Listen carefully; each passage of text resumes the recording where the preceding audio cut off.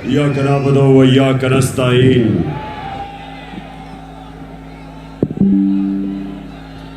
मैं सबसे पहले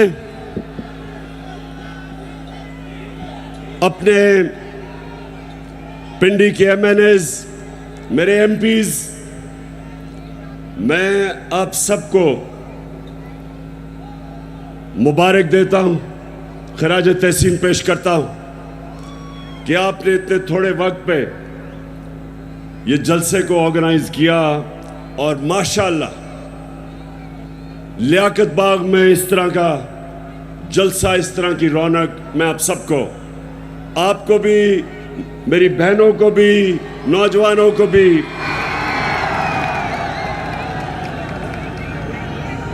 अच्छा, आपने बड़ा संजीदा तरीके से मेरी तकरीर सुननी है, क्योंकि आज मेरे मुल्क में कैंपेन चल रही है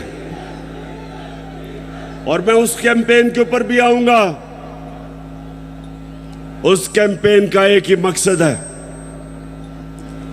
कि मेरी कौम को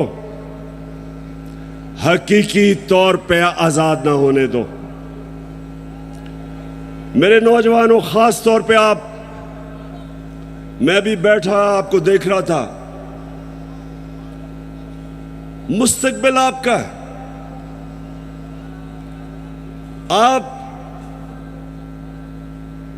आपने ये फैसला करना है कि क्या हमने उस पाकिस्तान में बड़ा होना है जिसकी ख्वाब देखी थी इल्लामा इकबाल ने और जिसके लिए जदोजहद की थी कायदे आजम ने, या वो पाकिस्तान जिधर कमजोर के लिए एक कानून, ताकतवर कानून से ऊपर कमजोर अपने हकूक ढूंढता है और ताकतवर सारे कानून तोड़ता है।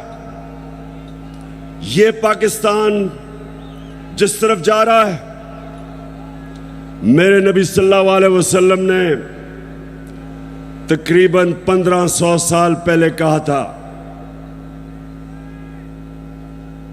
कि तुम्हारे से पहले बड़ी कौमें तबाह हुई।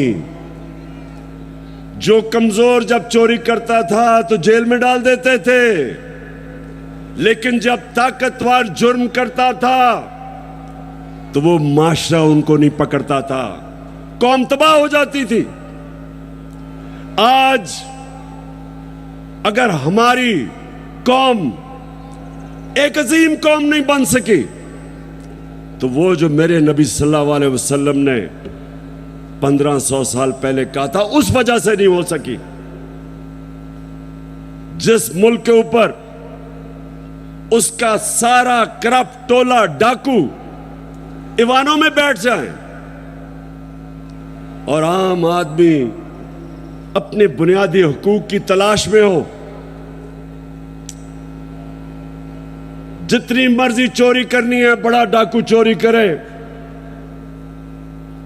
उसको पाकिस्तान का जब निजाम, इंसाफ का निजाम नहीं पकड़ता, उस मुल्क का कोई मुस्तकबिल नहीं है। इसलिए मैंने अपनी हकीकी आजादी की तहरीक का आगाज जो आज मैं शुरू कर रहा हूं, मैंने लियाकत बाग से किया, क्योंकि ये एक ऐसा तारीखी जगह है कि जो पाकिस्तान की मूवमेंट में कायदे आजम के साथ लियाकत अली खान खड़े हुए थे, उनकी शहादत यहां हुई थी। मैं ये चाहता हूं कि मेरी सारी कौम आज तैयार हो जाए। जिस जदोजहद के लिए मैं आज आपको निकालने आया हूं, क्योंकि ये आपके मुस्तकबिल का मसला है। इमरान खान का तो अल्लाह सब दे चुका है, वो तो उसका बार बार शुक्र अदा करता है कि जाती तौर पे तो अल्लाह ने बड़े करम किए मेरे पे। लेकिन मुझे आपकी फिक्र है पाकिस्तानियों, जो आज मुल्क से हो रहा है, मुझे आपकी फिक्र है। चोर डाकू जब मुल्क की क़यादत पे बैठे हों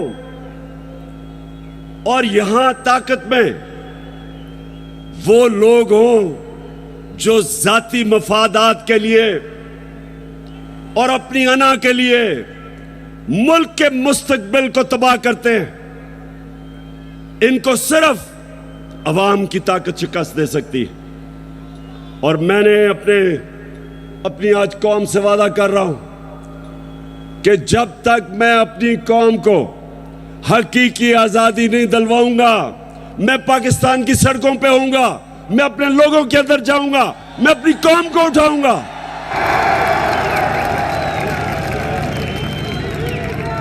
क्यों? नौजवानों सुनो, क्यों इमरान खान को हटाने की जरूरत पड़ी? क्यों बैरूनी साजिश, क्यों बैरूनी साजिश से इमरान खान को हटाया गया? जरा सुने वजह क्या थी। क्या इमरान खान मुल्क के पैसे चोरी करके बाहर बड़े बड़े महल्लात खरीद रहा था? क्या ये मुल्क के पैसे मनी लॉन्ड्रिंग कर रहा था? क्या लोगों की जमीनें चोरी कर रहा था, कब्जे कर रहा था, फैक्ट्रियां बना रहा था? मैंने जितनी देर क़यादत की, इससे कम टाइम पे, जब नवाज शरीफ 1990 में आया था, 17 फैक्ट्रियां बना चुका था। 17 फैक्ट्रियां बना चुका था। मैं सिर्फ क्यों निकाला नवाज शरीफ को? क्यों निकाला? क्योंकि उसने चोरी की थी। लेकिन इमरान खान की रिजीम चेंज क्यों की गई? क्योंकि वो अमेरिका की नौकरी नहीं करना चाहता था। वो एक आजाद फॉरेन पॉलिसी बनाना चाहता था, जिसका मेरी बहनों और नौजवानों समझो आजाद फॉरेन पॉलिसी क्या होती है। वो फॉरेन पॉलिसी होती है जो अपने अवाम की बेहतरी के लिए होती है। जो फॉरेन पॉलिसी दूसरे मुल्कों के मफादात की हिफाजत करने के लिए होती है और अपने लोगों को दूसरों के लिए कुर्बान करने के लिए होती है, उस फॉरेन पॉलिसी के खिलाफ मैं आया था। मैं ये नहीं चाहता था कि अमेरिका की जंग में मेरी कौम जाए और 80,000 मेरे लोग उस जंग के अंदर कुर्बान हो अमेरिका के लिए। मैं नहीं चाहता था कि अगर आप अमेरिका अफगानिस्तान में यहां से हमारे ऊपर से कोई कार्रवाई करे, मैं नहीं चाहता था कि मेरा मुल्क मुलव्वस हो उसमें। क्योंकि मैं क्यों चाहूं कि अफगानिस्तान से हमारे ताल्लुकात खराब हो? मैं चाहता हूं कि मेरी फॉरेन पॉलिसी हो जो मेरे लोगों की बेहतरी में हो। अगर रूस से मुझे 30 या 40% कम कीमत पे तेल मिलता था और मैं अपने लोगों को सस्ती पेट्रोल और फजलुर रहमान दूं, तो मैं क्यों ना दूं? दिल में होनी इंसाफ तो हो इंसाफ, कहे इमरान खान। जो चली है अब तहरीक के होगा ठीक, ये प्यारा पाकिस्तान। दिल में तो मैं अगर हिंदुस्तान अमेरिका का स्ट्रेटेजिक एलाई, वो रूस से तेल खरीद सकता है और अपने लोगों को पेट्रोल और डीजल 25 रुपए लीटर कम दे सकता है, तो मैं क्यों ना दूं? अगर मुझे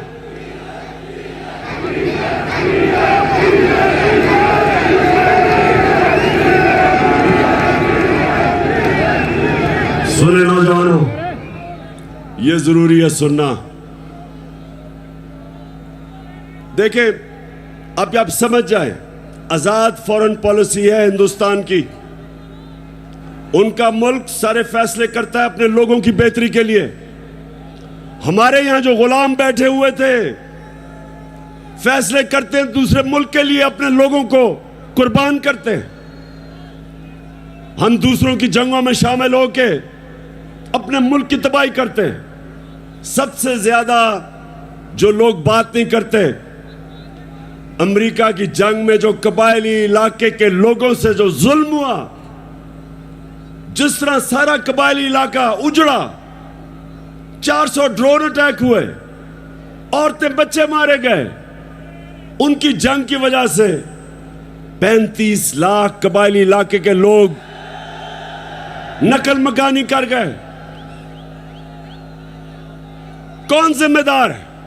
सिर्फ इसलिए कि यहां थोड़े साहिब इख्तिदार बैठे हुए थे जिनको थोड़े डॉलर मिलने थे,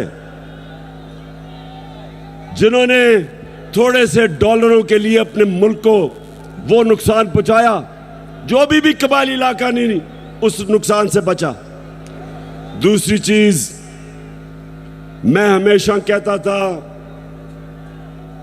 कि अफगानिस्तान में जो अमेरिका गया, इसका कोई मिलिट्री हल नहीं है, डायलॉग से मसला हल होगा। और यह पसंद नहीं था उनको।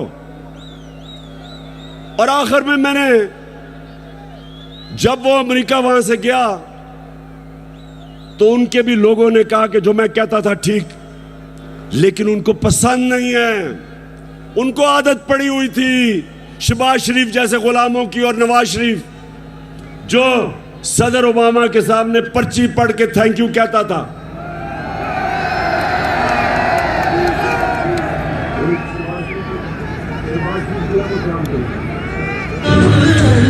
खुदा के काबे से।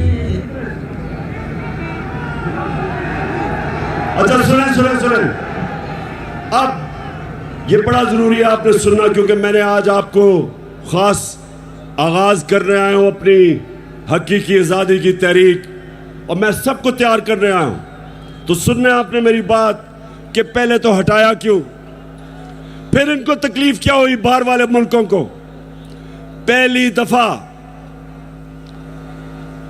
दफा पाकिस्तान का प्राइम मिनिस्टर OIC की मीटिंग में जाता है, यूनाइटेड नेशंस की जनरल असेंबली में जाता है, और क्या कहता है? कहता है कि मुसलमानों को बड़ी तकलीफ होती है जब हमारे नबी सल्लल्लाहु अलैहि वसल्लम की शान में गुस्ताखी की जाती है।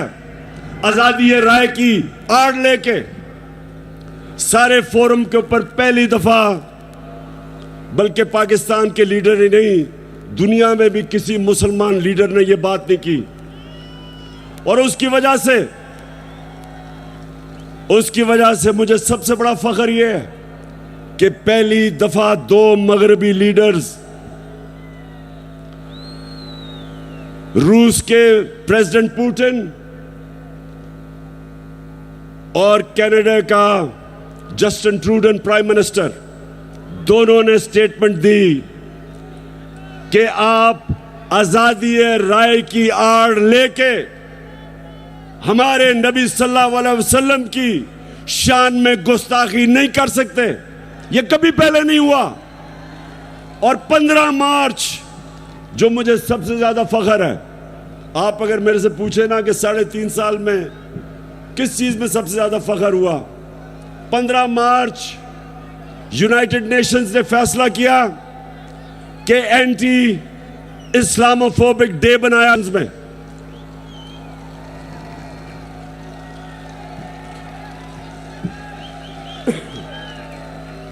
तो मेरे पाकिस्तानियों, ये वो लोग जो आदी हुए थे, वो तिफल क्या गिरेगा जो घुटनों के बल चले,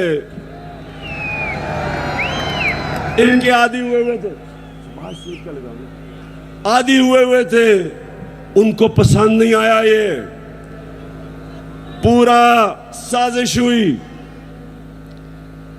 डोनाल्ड लू ने धमकी दी, साजिश पहले से हुई थी, और इन्होंने तब वो गवर्नमेंट गिराई जो उस वक्त 17 साल के बाद सबसे बेहतर माशी तरक्की कर रही थी।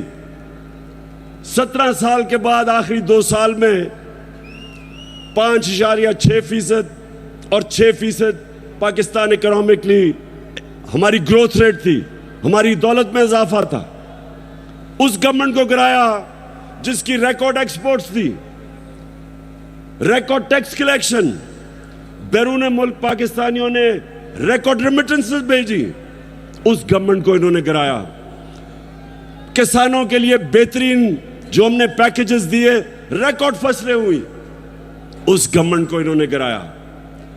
और उन्होंने गिराया इसलिए कि इनको इमरान खान नहीं चाहिए था, इनको चेरी ब्लॉसम चाहिए था।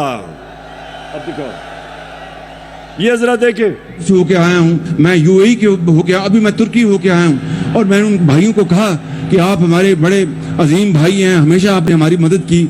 और मैंने यही कहा, जब मैं आया हूँ तो आप समझेंगे शायद, ये मांगने आया है, मैं मांगने नहीं आया, लेकिन मजबूरी है। हमारा जिस तरह माजी में 75 साल में आपने हमारा हाथ बटाया है, कुछ अर्सा आप हाथ बटा। मैंने कहा मैं वादा करता हूँ कि इंशाअल्लाह हम पूरी कौम, हम मिलकर दिन रात, हमेशा आपने हमारी मदद की। और मैंने यही कहा, जब मैं आया हूँ तो आप समझेंगे शायद, ये मांगने आया है, मैं मांगने नहीं आया, लेकिन मजबूरी है।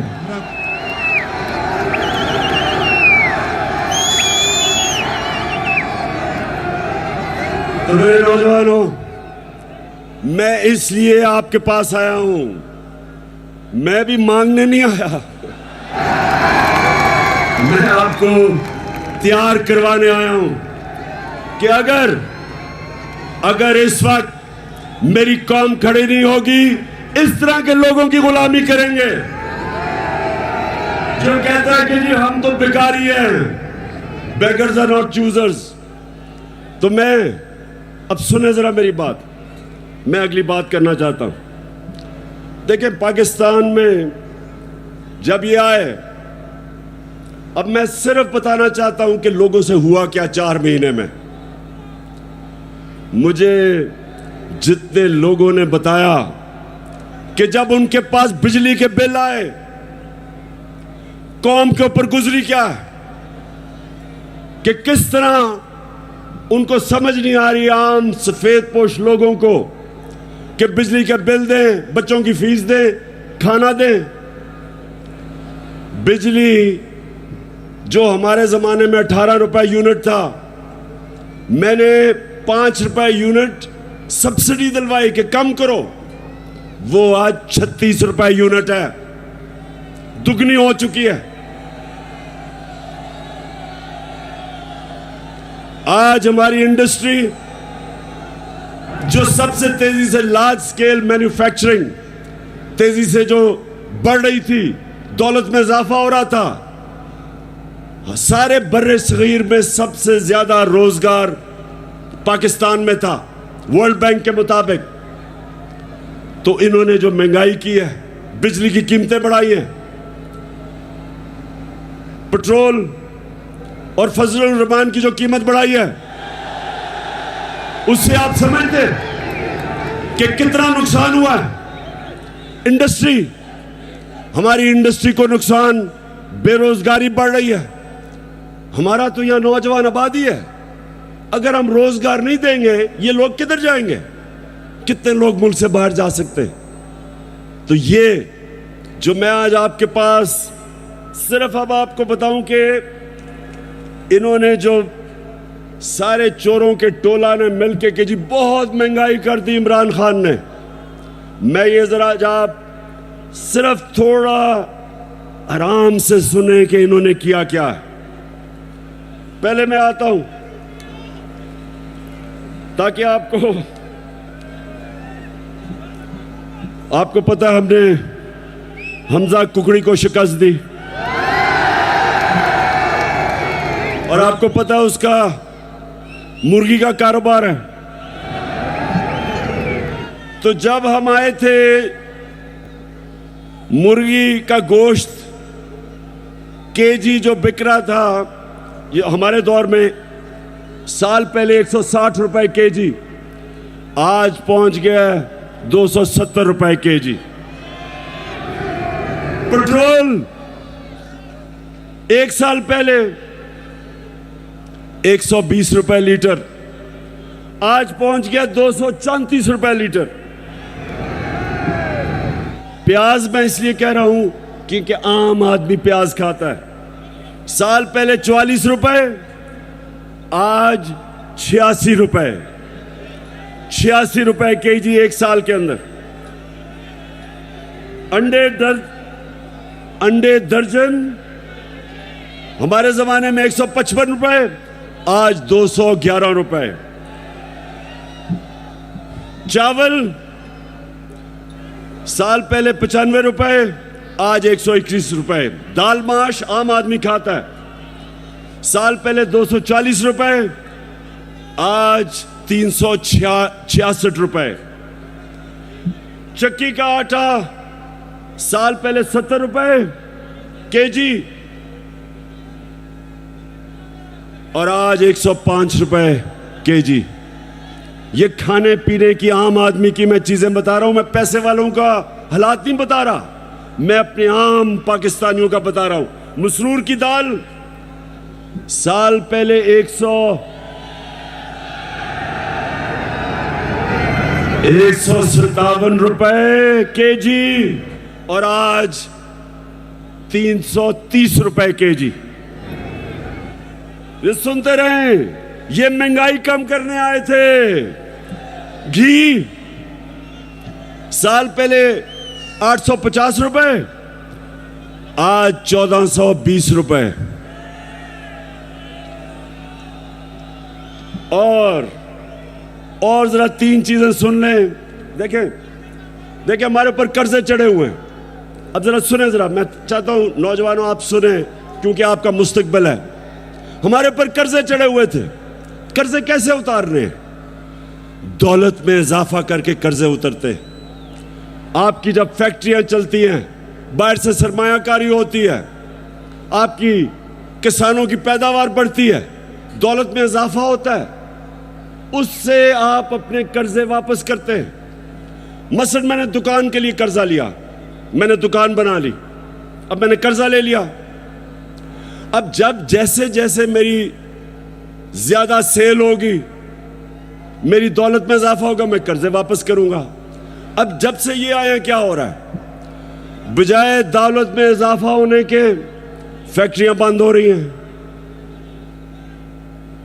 इन्होंने बिजली की कीमत उधर पहुंचा दी और गैस की। फैक्ट्रियां मुकाबला नहीं कर सकती हिंदुस्तान का, एक्सपोर्ट्स गिर रही हैं। एक्सपोर्ट्स हमारे जिस महीने हम छोड़ के गए थे, एक्सपोर्ट्स 3.1 अरब डॉलर था, आज एक्सपोर्ट्स इस महीने 2.2 अरब डॉलर, तो 3.1 अरब डॉलर से एक्सपोर्ट नीचे आ गई 2.2 अरब डॉलर पे। रेमिटेंस जो बैरून मुल्क पाकिस्तानी पैसा भेजते हैं, हमारे आखिरी महीने में 3.1 अरब डॉलर, वो नीचे आके 2.5 अरब डॉलर पे आ गई। मतलब कि दौलत में इजाफा नहीं हो रहा, कर्जे बढ़ते जा रहे हैं। इनके पास हल क्या है? आर्मी चीफ से टेलीफोन करवा रहे हैं सऊदी अरेबिया को कि जी पैसे दे दो, क्योंकि इनको तो सारे समझते हैं कि चोर है ये, इनको तो पैसे कोई नहीं देता। तो आर्मी चीफ अमेरिका को कभी टेलीफोन कर रहा है, कभी यूएई को कर रहा है, कभी सऊदी को, कि जी पैसे दे दो। तो इससे क्या होगा? वो तो कर्जे देंगे, कर्जे बढ़ते जा रहे हैं, कर्जे वापस कैसे कर रहे हैं? दौलत में तो इजाफा नहीं हो रहा। और इसलिए मेरे पाकिस्तानियों, इसलिए मैं इनको कहता हूं कि एक ही तरीका है इस मुल्क को इस दलदल में जो घुसा रहे हैं निकालने का, और वो है साफ और शफाफ इलेक्शन। एक ही रास्ता है, लेकिन ये सारे खौफजदा हैं। इन्होंने जब हुकूमत गिराई, नौजवानों सुनो, हुकूमत जब गिरवाई, इनका ख्याल था पार्टी का जनाजा निकल गया। उसके बाद जब पब्लिक सड़कों पे आ गई, इन्होंने 25 मई को हमारे ऊपर जुल्म किया दहशत फैलाने के लिए। उसके बाद 17 जुलाई को बाई इलेक्शन हुआ पंजाब का, हमजा कुकड़ी फारग हो गया, हम जीत गए। सितम के कोहे गरा रूई की तरह उड़ जाएंगे हम महकूमों के पांव तले। ये धरती धड़ धड़ धड़केगी और अहले हुक्म के सरुख पे जब बिजली कड़कड़ कड़केगी हम देखेंगे लाजिम है कि हम भी।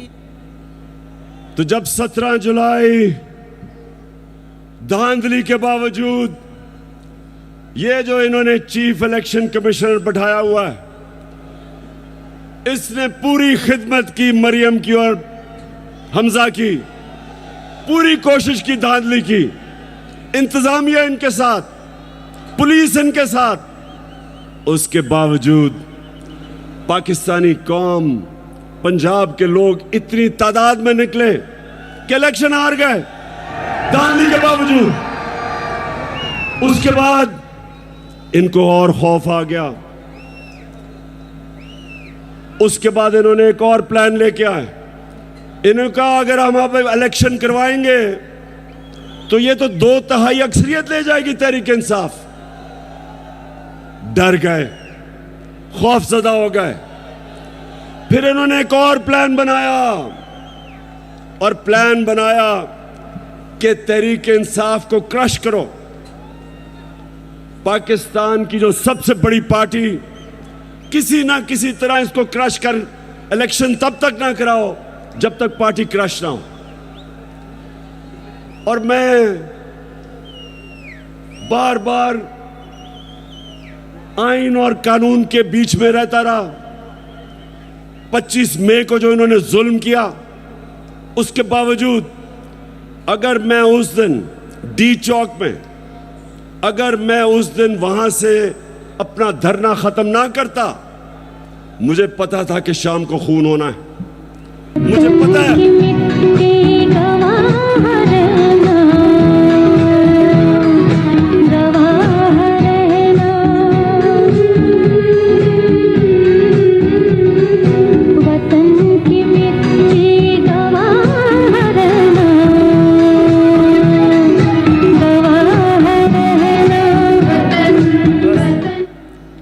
तो मैंने वापस इसलिए 25 मई को मैंने धरना इसलिए खत्म किया कि मैं नहीं चाहता था कि यहां तोड़ फोड़ हो, मैं नहीं चाहता था मुल्क में इंतशार हो, मैं नहीं चाहता था कि मेरे मुल्क को नुकसान हो। और मुझे पता था कि जिस तरह पुलिस ने दहशतगर्दी की और रेंजर्स ने हमारे ऊपर जिस तरह रबर बुलेट चलाई औरतों बच्चों पे, मुझे पता था कि अगले दिन इंतशार होना था। मेरे ऊपर केसेस कर दिए, 16 FIR मेरे पे काट दी। उसके बाद इन्होंने क्या किया, जरा गौर से सुने ताकि मैं आपको अपना अगला लाएअमल बताऊं। इन्होंने किया क्या, इन्होंने उसके बाद फैसला किया कि तहरीक इंसाफ को दबाया जाए। हमारे वर्कर्स के ऊपर FIRs, धमकियां,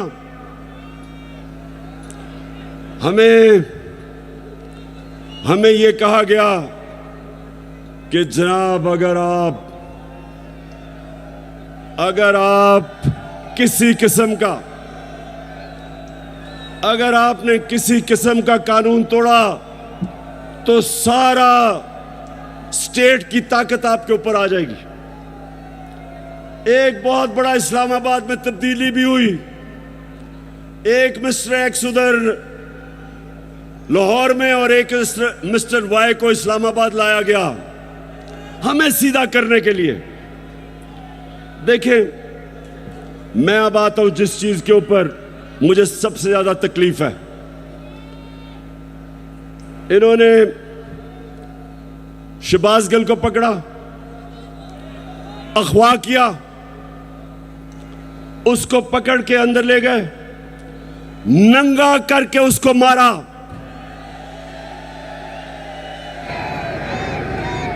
दो तीन दिन तक मुझे तो पता नहीं चला।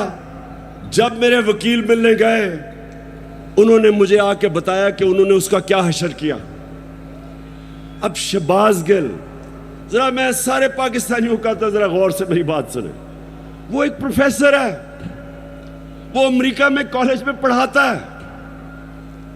वो अपने मुल्क के लिए आया कि यहां वो भी एक नए पाकिस्तान के लिए जद्दोजहद करेगा।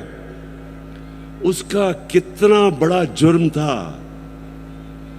कितना बड़ा जुर्म था कि पहले उसको उठा के उसकी गाड़ी का शीशा तोड़ा, उसको उठा के ले गए। उसके ड्राइवर की बीवी को उठा लिया, 10 महीने की बेटी उसको ले गए और उसको नंगा करके इन्होंने उसको मारा, उसकी तस्वीरें बनाई। जब वो ज़हनी तौर पे जब वो डिस्टर्ब हुआ तो उसकी तस्वीरें बनाई।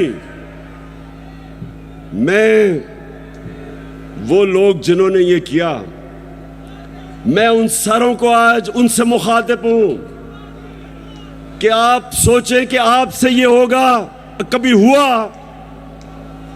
तो आपके और आपकी फैमिली के ऊपर क्या गुजरेगी। सोचें, एक इंसान की आप डिग्निटी खत्म कर रहे हैं।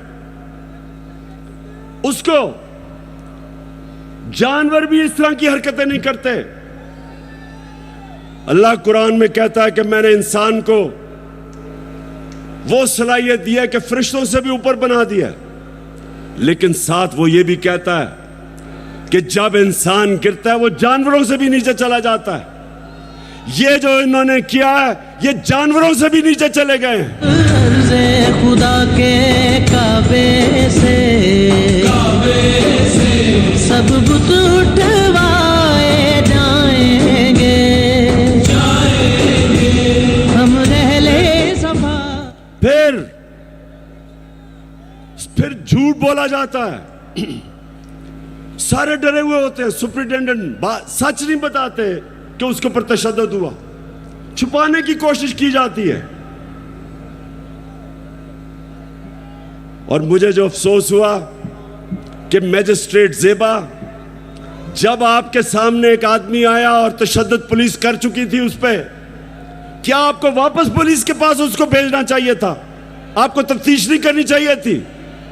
यह आपको इंसाफ का तकाजा था कि जब एक आपको नजर आ रहा था कि वो बिल्कुल टूट चुका था, जो उन्होंने उसे जुल्म किया था, उसके बावजूद वापस भेज दिया पुलिस के पास। और फिर कहते हैं जी किसी को तौहीन हो गई। ये आप जो इतना बड़ा रुतबा है जज का, उससे आप इंसाफ नहीं कर रहे। और जो आईजी और डीआईजी इस्लामाबाद, इनके ऊपर, दोनों के ऊपर केसेस हमने दर्ज करवाए हैं, अब इनके ऊपर एफआईआर कटवाई है। और मैं सारी अपनी कौम को कहता हूं कि ये आजाद मुल्कों में ऐसी चीजें नहीं होती। सिर्फ गुलाम मुल्कों में, जिधर आपके हकूक नहीं होते, जिधर इंसाफ नहीं होता, जिधर आइन की और कानून की बालादस्ती नहीं होती, उन कौमों में यह होता है। वहां लोग गुलाम होते हैं, वो कभी ऊपर नहीं आ सकते। जिस कौम के अंदर इंसाफ नहीं होता, वो कभी ऊपर नहीं आती। नबी सल्लल्लाहु अलैहि वसल्लम ने मदीना में लोगों को इंसाफ दे के आजाद कर दिया था। उन्होंने सबको कानून के सामने एक बराबर खड़ा कर दिया था। कोई ताकतवर किसी कमजोर पे जुल्म नहीं कर सकता था, इसलिए वो आजाद हो गए थे। हमारा हर जगह ये जो शहबाज गिल का केस है कि नवाज शरीफ ने उससे बहुत बुरी बातें पाकिस्तानी फौज के खिलाफ की है। देखें जरा इनकी टेप से इन्होंने जो क्या क्या कहा हुआ है पाकिस्तानी फौज के ऊपर। नवाज शरीफ ने, ख्वाजा आसिफ ने, मरियम ने, उनको क्यों नहीं पूछते? क्योंकि वो ताकतवर हैं। वो बेचारा अमेरिका से आया था, कहा कि उसको पूछने वाला कोई नहीं, उसको इस तरह अपने जलील करके। और मुझे शर्म आती है कि हमारे मुल्क में इस तरह की इंसानों को जलील किया जाता है। और इंशाअल्लाह इसका हम पूरा कानूनी तौर पे हम पूरा इंसाफ लेके रहेंगे इसके ऊपर। बाजवा साहब, आपने हमारी अच्छी भली चलती हुकूमत को रुखसत करवाया, जजों से जोर जबरदस्ती से फैसले आपने लिखवाए। जनरल बाजवा साहब, आपको 2018 इलेक्शन में अवाम के मैंडेट की चोरी का हिसाब देना है। हाँ, नवाज शरीफ ने ये जरूर किया कि उसने किरदारों और इदारों के दरमियान एक वाज़ेह लकीर खींच दी है। एक या दो अफराद इदारा नहीं हुआ करते, एक या दो अफराद इदारों की बदनामी का बायस बना करते हैं।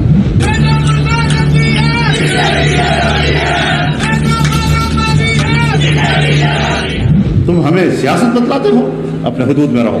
इसराइल की नौकरी न किया करो। इसराइल के वजीफों पर पलने वाले जर्नलों, अपने हुदूद में रहो। बड़े बड़े रैंकों वालों से भी अपने आप को मुहतरम समझता हूँ, तो सीधे हो जाओ। और अगर बिगड़ोगे तो फिर अगर हम बिगड़ गए तो अफगानिस्तान में अमेरिका का क्या हश्र हुआ, खुदा की कसम यहाँ तुम्हारा वही हश्र होगा। और अभिनंदन की क्या? Tired of these dating apps? Swiping left and right got you wound up tight? In a world full of likes, find true love.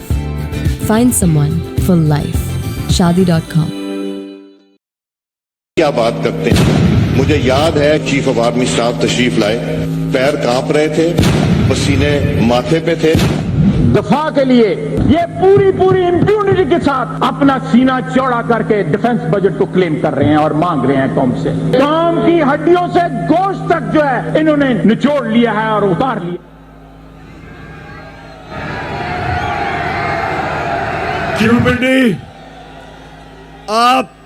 आप जज बने और आप फैसला करें कि ये हमारी फौज को क्या ये नुकसान पहुंचा रहे हैं या ये डैमेज करते थे, या वो जो शहबाज गिल ने का वो आपको पता भी नहीं चलेगा उसने क्या कहा इसके मुकाबले में।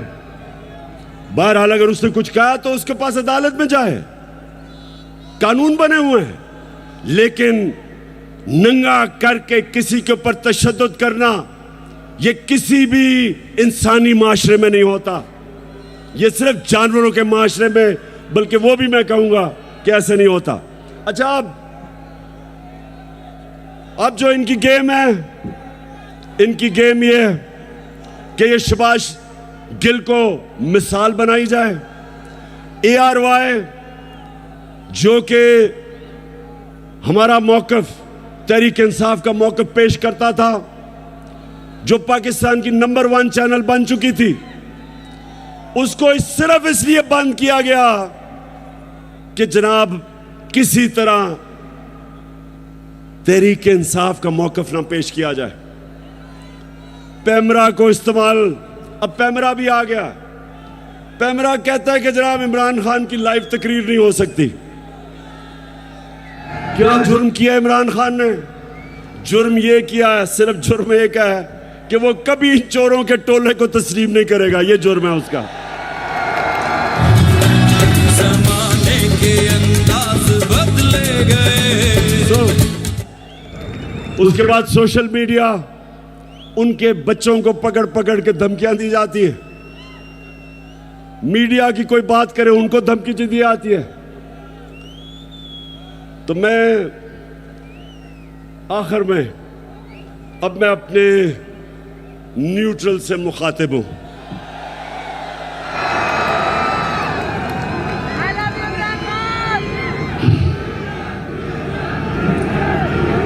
मैं सबसे पहले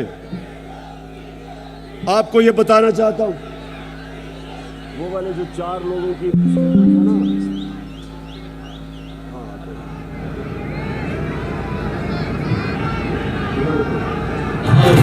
ऐसे एक मिनट अभी नहीं, अब जरा सुने गौर से, क्योंकि मैं अपने न्यूट्रल से मुखातिब हूं। मैं अब जरा उनको बताना चाहता हूं हमारे से हुआ क्या। जब 25 मई को हमारे ऊपर पुलिस ने तशद्दुद किया, तो पुलिस के अंदर से मुझे बताया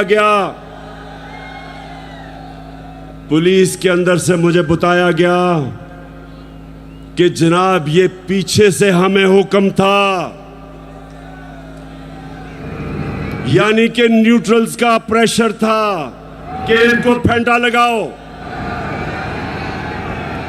जरा सुनते जाए, मैं इस मुल्क के अंदर मेरा जीना मरना है, मैं कोई बाहर नहीं भागूंगा, मेरी कोई बाहर जगह नहीं है, मेरा जीना मरना यहां है। और शायद बाकियों से ज्यादा मुझे इस मुल्क की फिक्र है। तो मुझे ये कहा गया कि ना जनाब हमारा पीछे से प्रेशर है।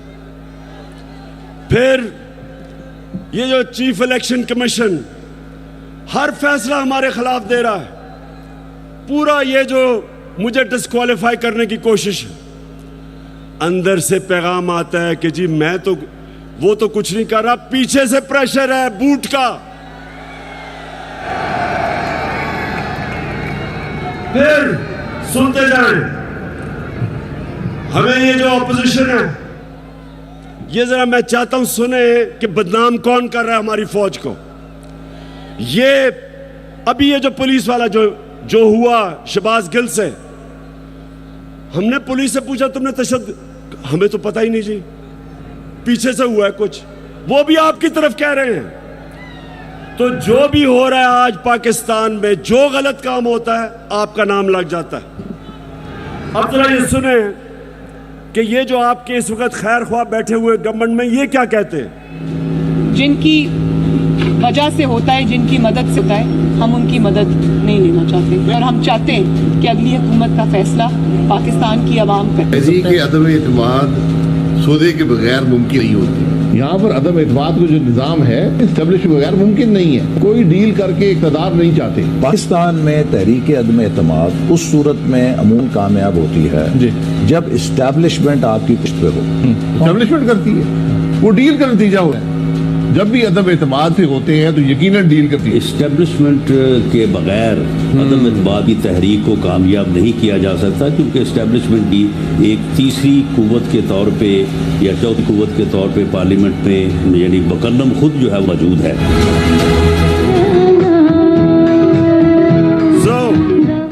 सो मैं ये सवाल पूछता हूं, कौन किसको बदनाम कर रहा है? और उसके बाद जरा सुनते रहे, हमें पैगाम आता है, मेरे घर से कोई मिलने आता है, उसको टेलीफोन आ जाता है एजेंसी से जी कि जी आप क्या करने गए थे। मेरे घर में लोग मिलने आ रहे हैं, पुलिस खड़ी है नीचे, उनके जूते उतार रही है। ये पुलिस नहीं कर रही, पुलिस हमें खुद बताती है कि पीछे से न्यूट्रल्स का हुक्म है हमें।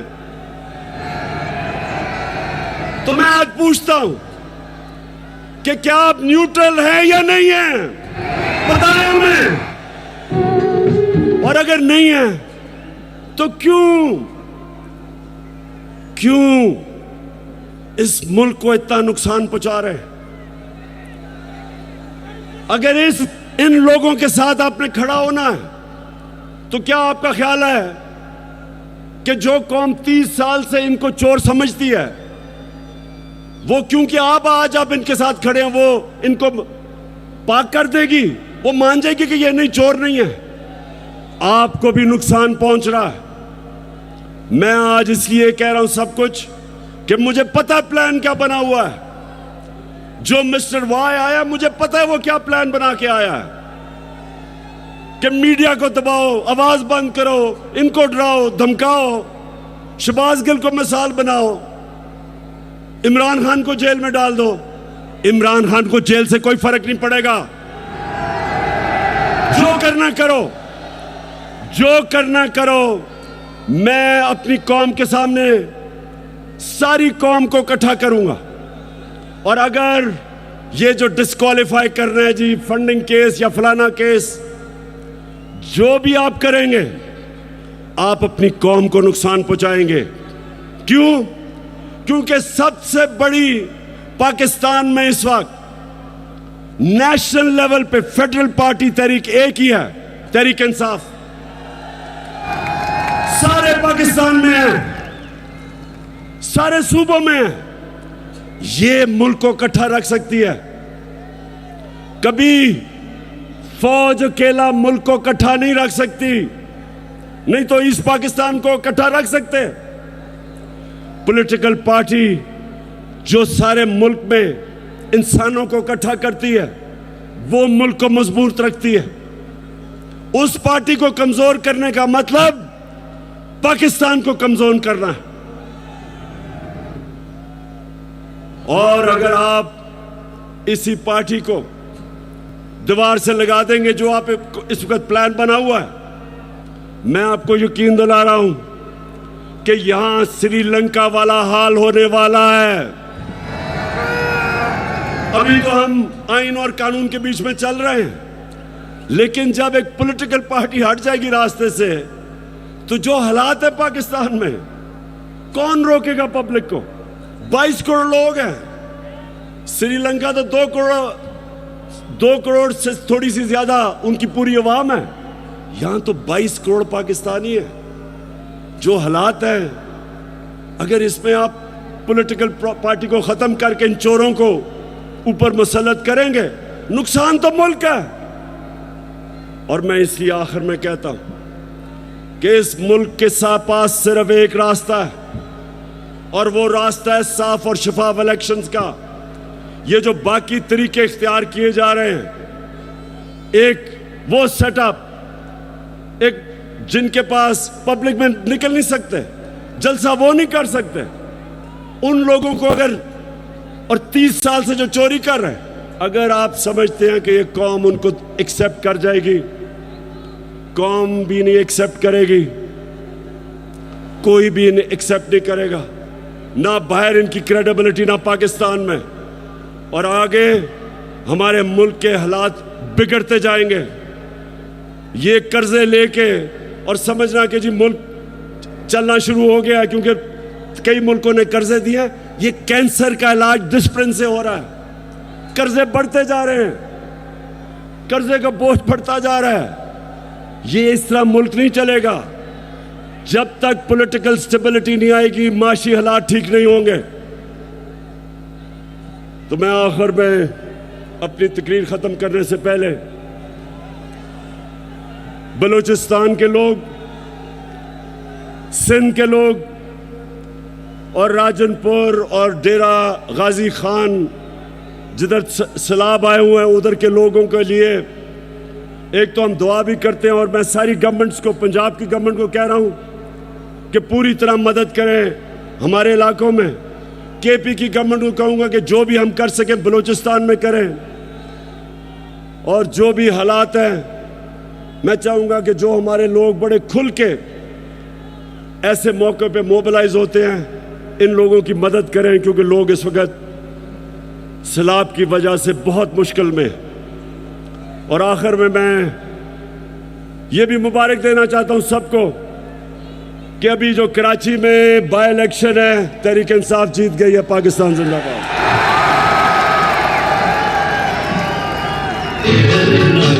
तेरे इश्क में जो भी डूब गया, उसे दुनिया की लहरों से डरे ना जा।